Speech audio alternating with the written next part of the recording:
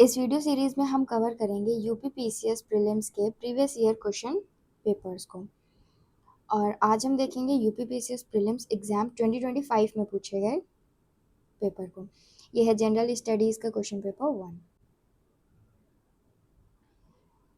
Given below are two statements, one is labelled as assertion and other as reason. यहाँ पे हमें assertion और reason दिया हुआ है। असर्शन कह रहा है the interior part of Australia is desert and semi desert. General सा स्टेटमेंट है और ये सही है। देन रीजन कह रहा है northern Australia is situated in the temperate zone, तो ये गलत है। नदर्न ऑस्ट्रेलिया जो है वो हमारा टेम्परेट जोन में नहीं आता है, ये है हमारा ट्रॉपिकल जोन में। तो इसका करेक्ट आंसर हो जाएगा, जहाँ पे भी आर फॉल्स है, C. A is true but R is false. Then again हमारे पास क्या है, given below are two statement, one is labelled as assertion and other as reason. Assertion कह रहा है कि India is the second largest mobile gaming market in the world, and reason कह रहा है कि there are more than 950 million internet users in India. तो देखो असर्शन हमारा सही है, रीजन भी हमारा सही है, ठीक। क्योंकि India is the second largest mobile gaming market in the world, general सा स्टेटमेंट है, क्योंकि वर्ल्ड की मोस्ट पॉपुलेटेड कंट्री है, सबसे ज़्यादा पॉपुलेशन है, तो second largest mobile gaming market in the world हो सकता है। और रीज़न में लिखा है कि मोर देन 950 मिलियन इंटरनेट यूज़र्स हैं इंडिया में, तो इसमें भी कोई बड़ी बात नहीं है। जब सबसे ज़्यादा पॉपुलेशन है यहाँ पे, तो 950 मिलियन से ज़्यादा इंटरनेट यूज़र्स हो सकते हैं इंडिया में।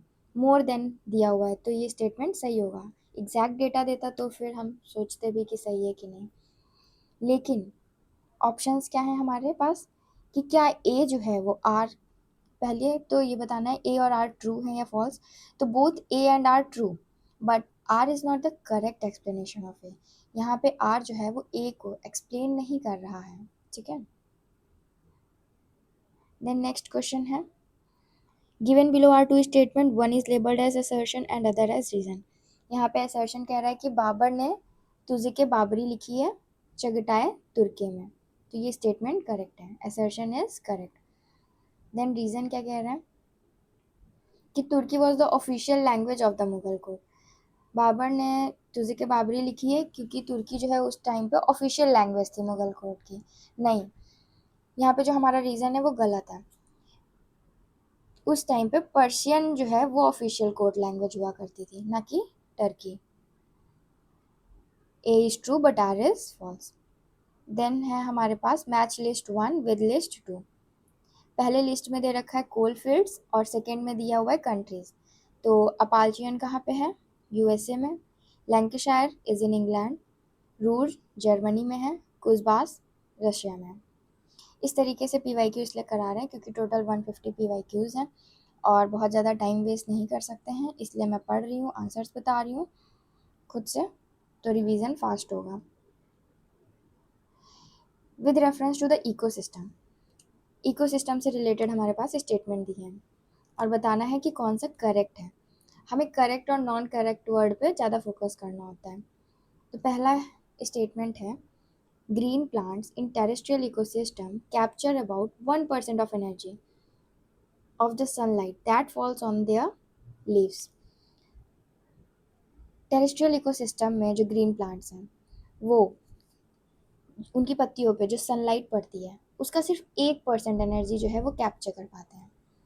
सेकेंड स्टेटमेंट क्या कह रहा है कि अराउंड 10% जो है organic matter reaches to the next higher level of consumer. जैसे घास को बकरी ने खाया, बकरी को शेर ने खाया, शेर मर गया, ठीक है, इस तरीके से। तो ये जो एनर्जी लेवल है एक से दूसरे पे जा रहा है, तो वो सिर्फ 10% जाता है, ठीक। तो ये दोनों ही स्टेटमेंट हमारे क्या है, करेक्ट है। Then next question,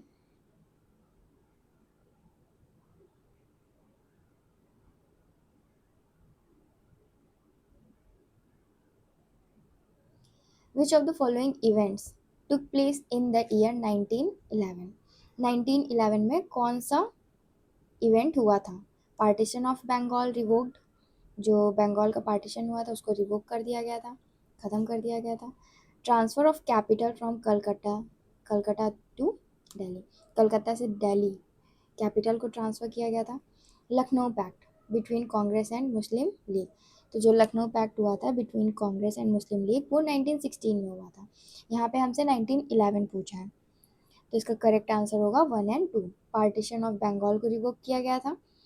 transfer of capital from Calcutta to Delhi, Calcutta से दिल्ली कैपिटल को ट्रांसफर किया गया था। Then next, consider the following events and arrange them in chronological order.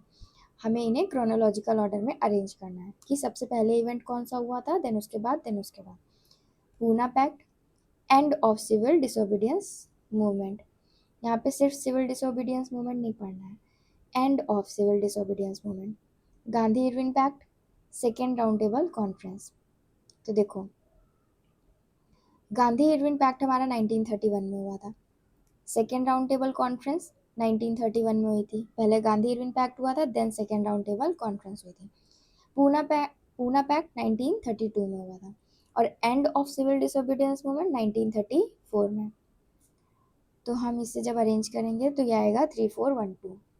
सबसे पहले Gandhi Irwin pact, then second round table conference, उसके बाद पूना पैक्ट हुआ था, उसके बाद end of civil disobedience movement हुआ था। ठीक है, इस तरीके के क्वेश्चंस बहुत पूछे जाते हैं क्रोनोलॉजी वाले। नेक्स्ट क्वेश्चन है, as per the India state of forest report 2023, India state of forest report 2023 के according which of the following district in Uttar Pradesh had forest over more than 20% of their total area? Uttar Pradesh का कौन सा district है जिसके total area के 20% जो है वो फॉरेस्ट है? तो यहाँ पे बहराइच नहीं होगा, चंदौली होगा और श्रावस्ती होगा। Correct answer is 2 and 3। Then which of the following pairs is are correctly matched? इसमें हमें बताना है कि कौन से पेयर जो हैं वो करेक्टली मैच्ड हैं। तो माओलोंग अरुणाचल प्रदेश ये करेक्टली मैच नहीं है। रानीगंज हमारा वेस्ट बंगाल में ही है। देन नेक्स्ट है रामगढ़, ये झारखंड में है, और तलचर ये उड़ीसा में है। ठीक, तो इसका करेक्ट आंसर होगा 2, 3, 4। पहला वाला इनकरेक्ट था।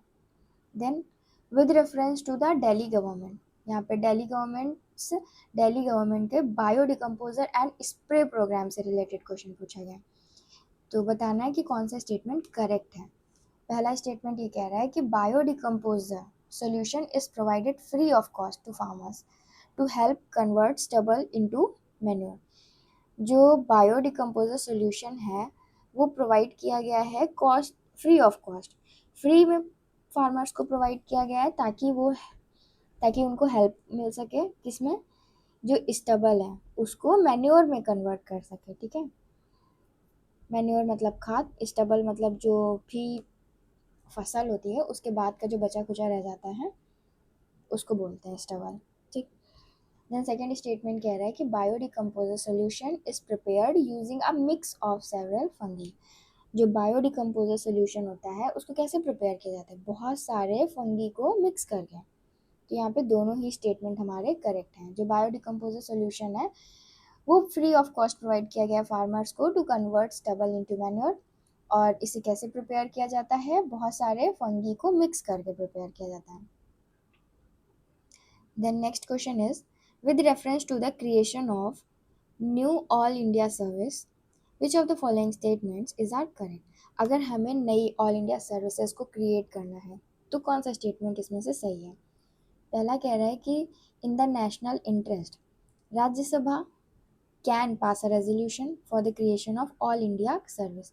तो जब भी हमें कोई नई ऑल इंडिया सर्विस क्रिएट करनी होगी तो फिर राज्यसभा जो है वो रेजोल्यूशन पास करेगी। ठीक है, ये स्टेटमेंट सही है। सेकेंड स्टेटमेंट ये कह रहा है कि resolution for creation of all India service must be passed by Rajya Sabha by 2/3 majority of the total members of the house. तो यहाँ से ये स्टेटमेंट गलत हो जाता है क्योंकि 2/3 मेजॉरिटी तो चाहिए but not of the total members of the house. 2/3 majority of the members present and voting, जो भी उस टाइम पे प्रेजेंट है वोट कर रहे हैं उनका 2/3 चाहिए होता है रेजोल्यूशन पास करने के लिए। तो इसका करेक्ट आंसर क्या हो जाएगा, ओनली 1।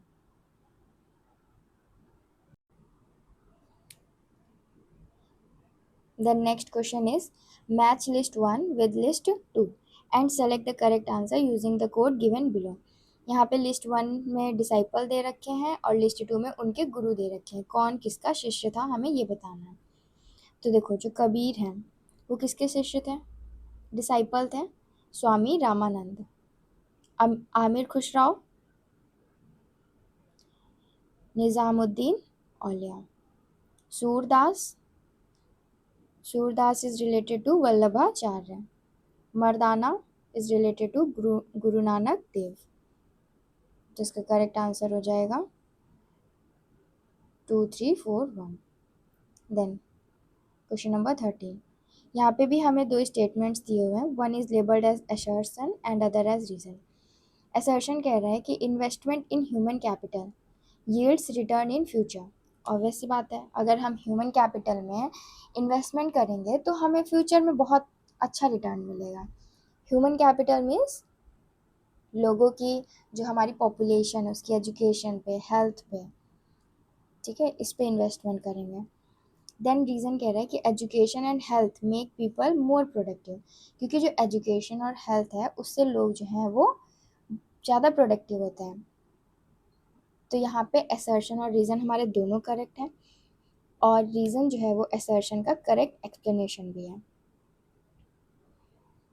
ह्यूमन कैपिटल में एजुकेशन, ट्रेनिंग और हेल्थ पर इन्वेस्टमेंट किया जाता है, ठीक है।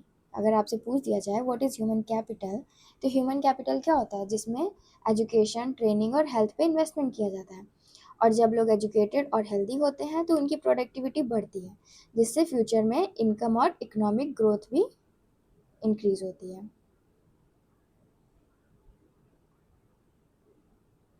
Then next question is match the following है, मैंने पहले से ही मैच कर रखा हुआ है। यहाँ पे लिस्ट 1 और लिस्ट 2 दिया हुआ है और रिफाइनरी दी है और स्टेट दी है इधर, ठीक। तो कौन सी रिफाइनरी कहाँ है, नयारा गुजरात में है, मनाली तमिलनाडु में है। अब मनाली से आप हिमाचल प्रदेश, उत्तराखंड ना सोचने लग जाना कि उस साइड पे होगा, नॉर्थ इंडिया में होगा, नहीं। मनाली जो रिफाइनरी है वो हमारी तमिलनाडु में है। Numaligarh is in Assam. Tatipaka is in Andhra Pradesh. Pronunciation अगर कहीं कुछ गलत हो जाए तो देख लेना, गलत हो सकता है, मैं भी इंसान हूँ। Which of the following is are not a dimension of food security. यहाँ पे फूड सिक्योरिटी का कौन सा डायमेंशन नहीं है, तो उसका करेक्ट आंसर है अकाउंटेबिलिटी। तो हमें ये याद रखना होगा कि फूड सिक्योरिटी के डायमेंशंस कौन कौन से हैं, availability, accessibility and affordability.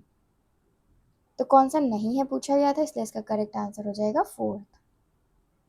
Then with reference to silver articles, silver article से रिलेटेड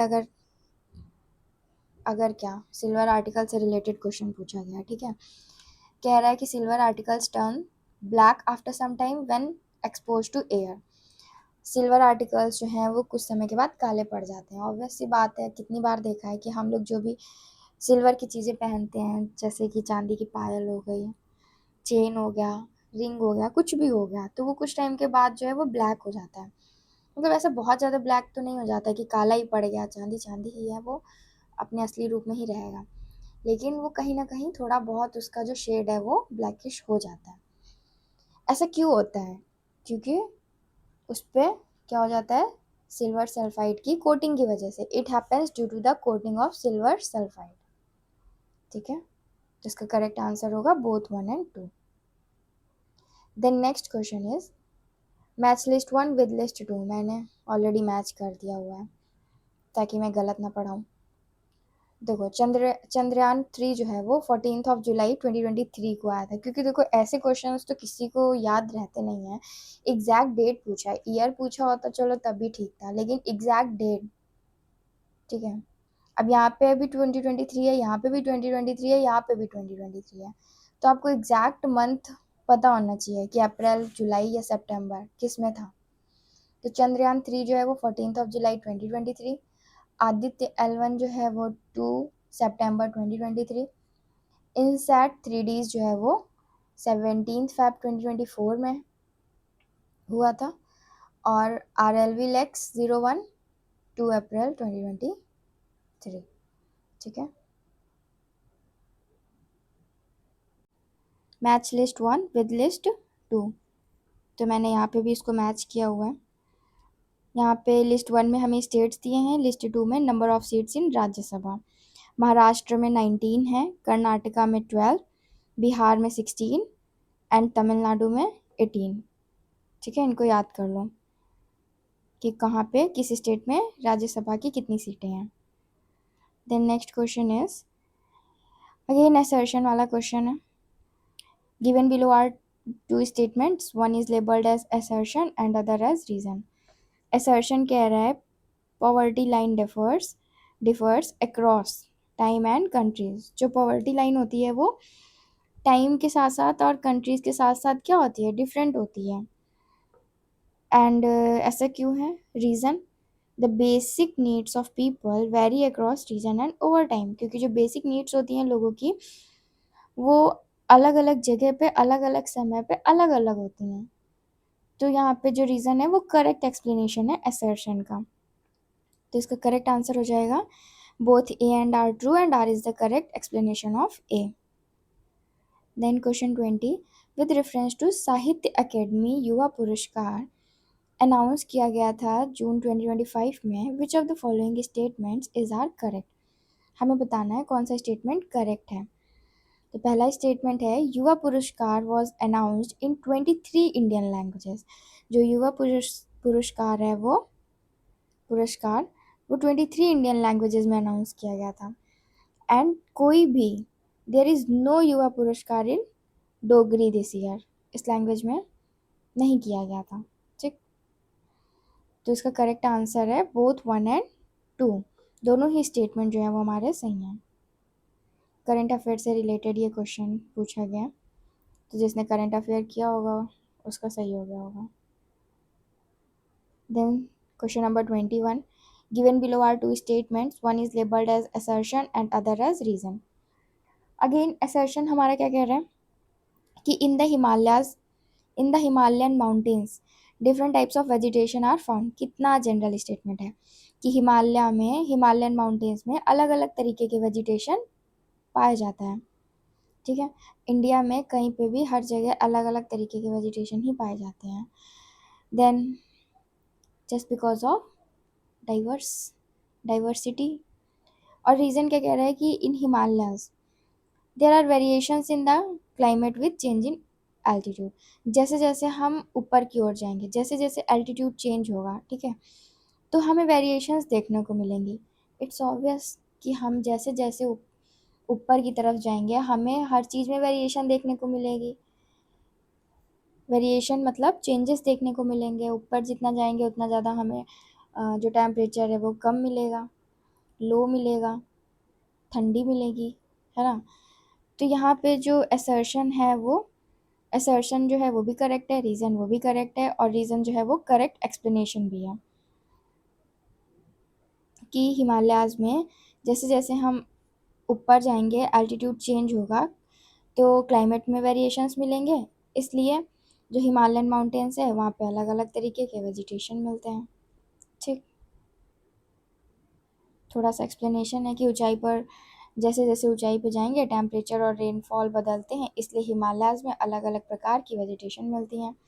यहाँ पे हमें ट्रॉपिकल फॉरेस्ट भी मिलेंगे, टेम्परेट फॉरेस्ट भी मिलेंगे, कॉनिफेरस फॉरेस्ट भी देखने को मिलेंगे और अल्पाइन वेजिटेशन भी मिलेगा। ठीक है, देन नेक्स्ट क्वेश्चन है with reference to carrying capacity of environment. Environment की कैरिंग कैपेसिटी से रिलेटेड क्वेश्चन पूछा गया। अब कैरिंग कैपेसिटी ऑफ एनवायरनमेंट तो पता होगा ना, जनरल सा वर्ड है कि एनवायरनमेंट जो है उस कितना क्या कैरी कर सकता है। आप एक लिमिट तक ही एनवायरनमेंट से चीज़ें निकाल सकते हैं या फिर एनवायरनमेंट में कचरा डाल सकते हैं। एक लिमिट तक ही हम पॉल्यूशन कर सकते हैं, उसके बाद चीज़ें बहुत ख़राब हो जाएंगी। That is the carrying capacity of the environment, है ना। तो पहला स्टेटमेंट ये कह रहा है कि जो rate of resource extraction should remain above the rate of resource generation. Resource extraction मतलब जो भी एनवायरनमेंट में चीज़ें हैं उनको निकालना, अपने यूज़ के लिए उनको निकालना, दैट इज रिसोर्स एक्सट्रैक्शन। तो क्या हमें जो रिसोर्स एक्सट्रैक्शन है उसका रेट ज़्यादा रखना चाहिए देन द रिसोर्स जनरेशन? कोई भी चीज़ जो है जनरेट हो रही है और हम उसे यूज़ कर रहे हैं, तो अगर हम ओवर यूज़ कर लेंगे और वो जनरेट कम होगी तो फिर क्या होगा, वो तो नुकसानदायक होगा। यानी उसके जो रेट ऑफ जनरेशन है वो ज़्यादा होना चाहिए than the rate of extraction. तो ये स्टेटमेंट रॉन्ग हो जाती है। सेकेंड स्टेटमेंट कह रहा है कि generation of waste should remain within the absorption capacity of the environment. Obvious सी बात है कि एनवायरनमेंट जितना एब्जॉर्ब कर सकता है उतना ही हमें कचरा करना चाहिए, उतना ही हमें वेस्ट फैलाना चाहिए, जो कि हम बिल्कुल भी नहीं कर रहे हैं। इस पूरी दुनिया में कहीं पे भी ऐसा नहीं हो रहा है। जो जनरेशन ऑफ वेस्ट है वो बहुत ज़्यादा होता जा रहा है और बहुत ज़्यादा पॉल्यूटेड जो है वो शहर होते जा रहे हैं, कंट्रीज़ होती जा रही हैं। पोल्यूशन जो है वो बहुत हाई लेवल पे पहुंच चुका है अब। तो generation of waste should remain within the absorption capacity of the environment. तो ये स्टेटमेंट हमारा करेक्ट है। Which of the following pairs are not correctly matched? यहाँ पे कौन सा करेक्टली मैच नहीं है? एक तरफ हमें ट्राइब्स दी हुई हैं, दूसरी तरफ वो ट्राइब्स कहाँ पाई जाती हैं, कहाँ पे वो ट्राइबल पीपल रहते हैं? Bushman tribe, कलहा Kalahari desert. तो जो बुशमान ट्राइब है वो हमारे कालाहारी डेजर्ट में ही रहते हैं। एस्कीमो नॉर्दर्न कनाडा में रहते हैं। पिग्मी कॉन्गो बेसिन में रहते हैं। Maasai West Africa, no, Maasai हमें देखने को मिलेगा ईस्ट अफ्रीका में, that's why it is not correctly matched. तो इसका करेक्ट आंसर हो जाएगा ओनली 4। ईस्ट अफ्रीका कहाँ पे? केनिया और तंजानिया में है, ठीक है। अब ईस्ट अफ्रीका में भी तो बहुत सारी कंट्रीज़ होंगी ना, तो पर्टिकुलरली केनिया एंड तंजानिया में मसाई हमें देखने को मिलेंगे।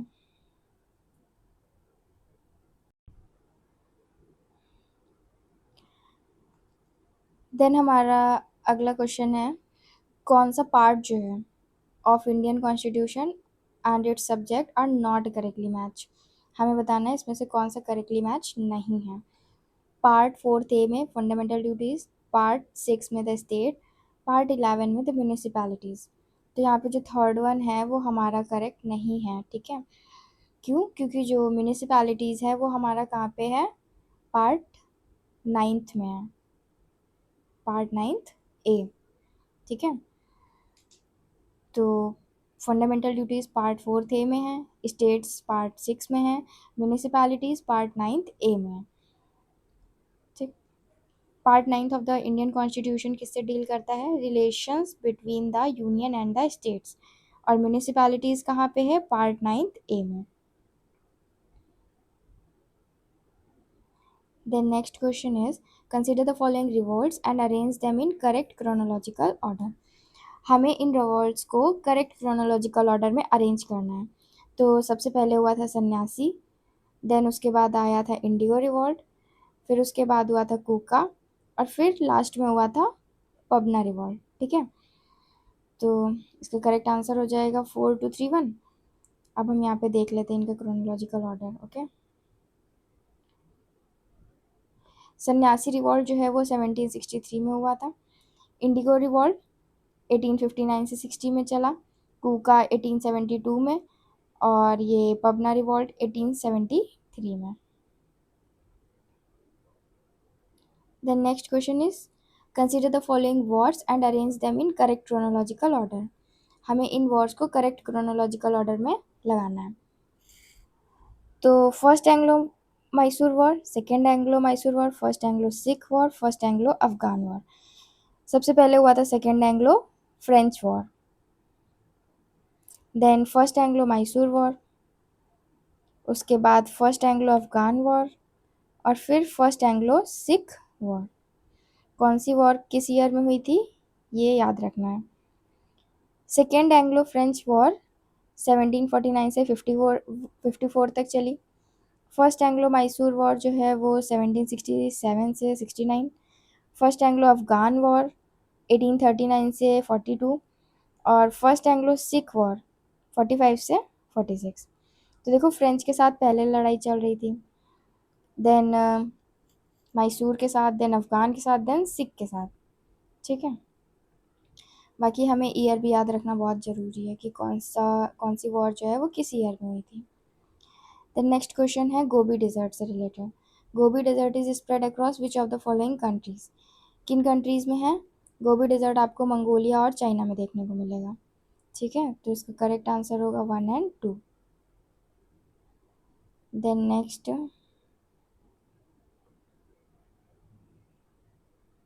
विच of the following two are the major constituent of biogas.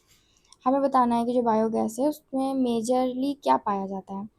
Methane, butane, carbon dioxide, carbon monoxide.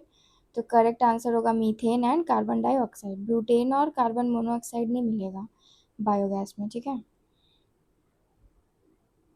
Correct answer is 1 and 3। Then 29th question है आदि कर्मयोगी बेटा वर्जन। ये क्या है? एक रिस्पॉन्सिव गवर्नेंस इनिशिएटिव है जिसको लॉन्च किया गया था by which of the following ministry. जून 2025 में लॉन्च किया गया था। किस मिनिस्ट्री के through? Ministry of tribal affairs.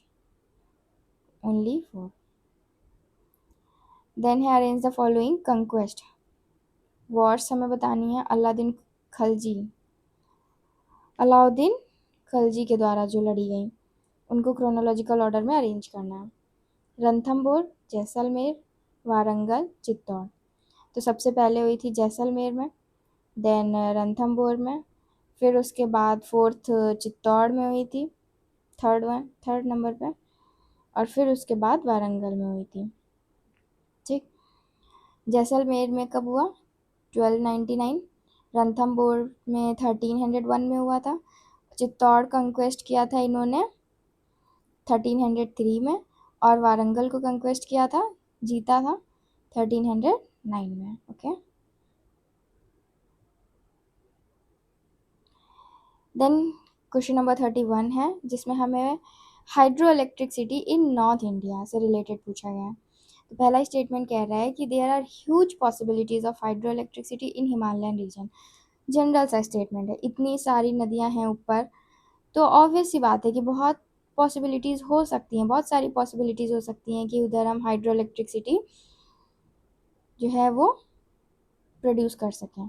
ठीक है, eastern Uttar Pradesh and Bihar can not utilise this potential because of Himalaya situated in the north lies in the boundary of Nepal। तो ये कह रहा है कि जो ईस्टर्न उत्तर प्रदेश है और जो बिहार है वो इस पोटेंशियल को यूटिलाइज नहीं कर सकते हैं क्योंकि इनके नॉर्थ में हिमालय सिचुएटेड है ना, और ये नेपाल की बाउंड्री पे है। तो ये स्टेटमेंट भी एक तरीके से करेक्ट है।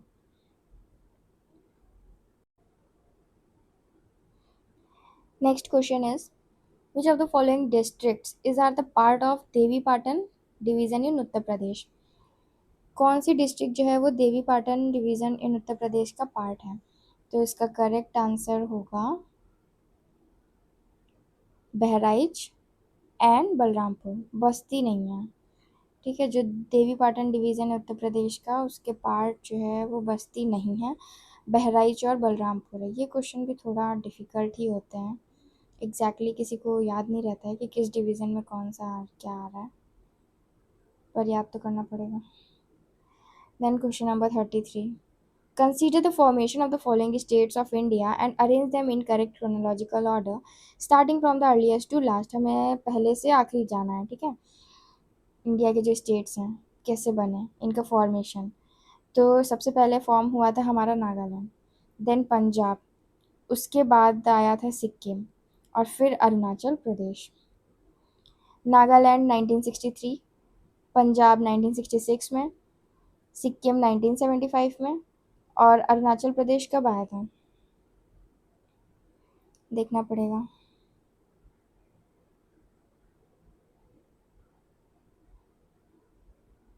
अरुणाचल प्रदेश 1987 में। ठीक है, then next question is with reference to Uttar Pradesh which of the following statement is are correct. Uttar Pradesh से रिलेटेड कौन सा स्टेटमेंट जो है वो करेक्ट है? Uttar Pradesh is the leading producer of potato in the country. Government of India has approved for establishment of South Asia Regional Center of international potato centre at Aligarh. तो ये दोनों ही स्टेटमेंट सही हैं। जहाँ पे भी ऐसे थोड़ा तारीफ वाले स्टेटमेंट हो वो जनरली सही ही होते हैं, कि उत्तर प्रदेश जो है वो लीडिंग प्रोड्यूसर है potato in the country. Okay, और गवर्नमेंट ऑफ इंडिया जो है वो उसने अप्रूव कर दिया है क्या, South Asia regional centre for international potato centre at Aligarh.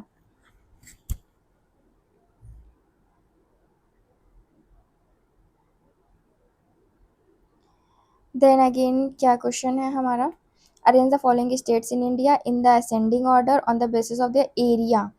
Area के अकॉर्डिंग हमें अरेंज करना है, ठीक है, कि कौन सा सबसे बड़ा है और कौन सा छोटा है। तो यहाँ पे करेक्ट आंसर है, सबसे बड़ा आएगा हरियाणा। अरेंज करना है from ascending order, in the ascending order, छोटे से बड़े पे जाना है। सबसे छोटा आएगा हरियाणा, ठीक है। देन आएगा आपका पंजाब, उससे बड़ा आएगा उत्तराखंड, और देन उससे भी बड़ा क्या है, Himachal Pradesh. Ascending descending word पे ध्यान रखना होता है। Given below are the two statements, one is labelled as assertion and other as reason. Assertion कह रहा है कि generally an alloy of lead and tin is used as a material of the fuse wire. alloy of lead, lead और tin का जो alloy होता है, alloy मतलब mixture of two metals, two more than two metals, तो tin और lead का जो मिक्सचर होता है उसको हम यूज़ करते हैं फ्यूज वायर के मटेरियल में, ठीक है। देन रीज़न ये कह रहा है कि एलॉय जो होता है लेड एंड टिन का has higher melting point than copper and aluminium. अगर मेल्टिंग पॉइंट हायर होगा तो वो जल्दी पिघल जाएगा, तो फिर क्यों हम उसे यूज़ करेंगे भला। तो इसलिए रीज़न जो है वो करेक्ट नहीं है, रीज़न फॉल्स है। तो जहाँ पे भी रीज़न फॉल्स है वही हमारा करेक्ट आंसर होगा। देखो, फ्यूज़ वायर के लिए हमें ऐसे मटेरियल की ज़रूरत होती है जिसका मेल्टिंग पॉइंट जो है वो कम हो, ना कि ज़्यादा, ठीक है। अगर मेल्टिंग पॉइंट ज़्यादा होगा तो जैसे ही करंट आएगी, ज़्यादा करंट अगर आ गई तो वो जल्दी पिघल जाएगा। अगर मेल्टिंग पॉइंट कम होगा यानी ज़्यादा करंट आने पे भी वो पिघलेगा नहीं और सर्किट नहीं टूटेगा। लेड एंड टिन का अलॉय की बात करें तो वो लो मेल्टिंग पॉइंट रखता है, इसलिए फ्यूज़ वायर में यूज़ किया जाता है। और जनरली क्वेश्चन में लो और हाई को इंटरचेंज कर देते हैं, तो इस बात का ध्यान रखना होता है। देन है हमारे पास मैच लिस्ट 1 विद लिस्ट 2। यहाँ पे हमें स्टेट्स दिए हैं और इधर हाईएस्ट पीक दिए हैं। तो तमिलनाडु की हाईएस्ट पीक डोडा बेटा, राजस्थान गुरु शिखर, नागालैंड सारामती, मध्य प्रदेश धूपगढ़।